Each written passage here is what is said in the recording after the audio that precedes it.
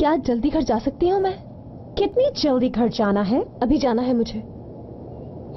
मोरास्टर यहाँ पर है नहीं, तो सारी जिम्मेदारी भी मुझ पर आती है। तो हाँ तो 2 घंटे बाद जाना। 2 घंटे? ये तो बहुत ज्यादा है। ठीक है, 40 मिनट्स। नहीं 20 मिनट। 30 मिनट्स। 10 मिनट्स।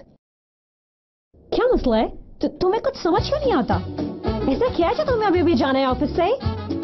क्योंकि अर्जेंट काम है, इसलिए अभी जाना है। अच्छा ठीक है, जाओ। मेरा दिमाग खराब कर दिया, कुछ समझ नहीं आ रहा है। जाओ जाओ।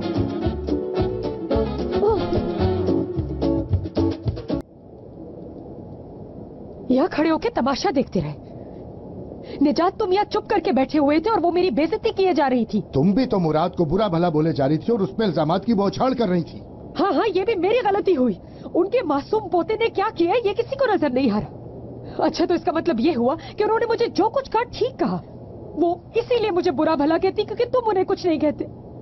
यार दरिया, तुम समझते क्यों नहीं? जिनका तुम कह रही हो वो मेरी माँ है और उनको कुछ भी बोलने का हरगिज नहीं सोच सकता।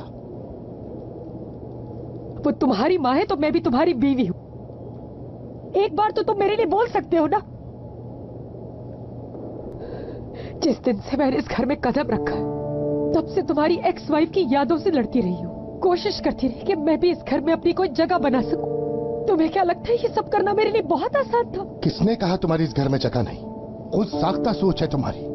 लैला मर चुकी है, वो सालों पहले मर चुकी है।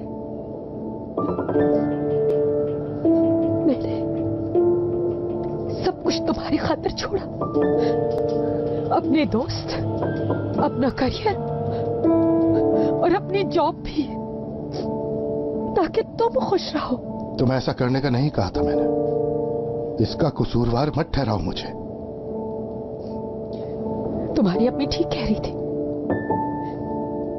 तुमने इसलिए मुझसे शादी की क्योंकि मैं भी उस दीनम की तरह प्रेग्नेंट हो गई थी। तुमने तो मुझसे कभी प्यार किया ही नहीं। दरिया,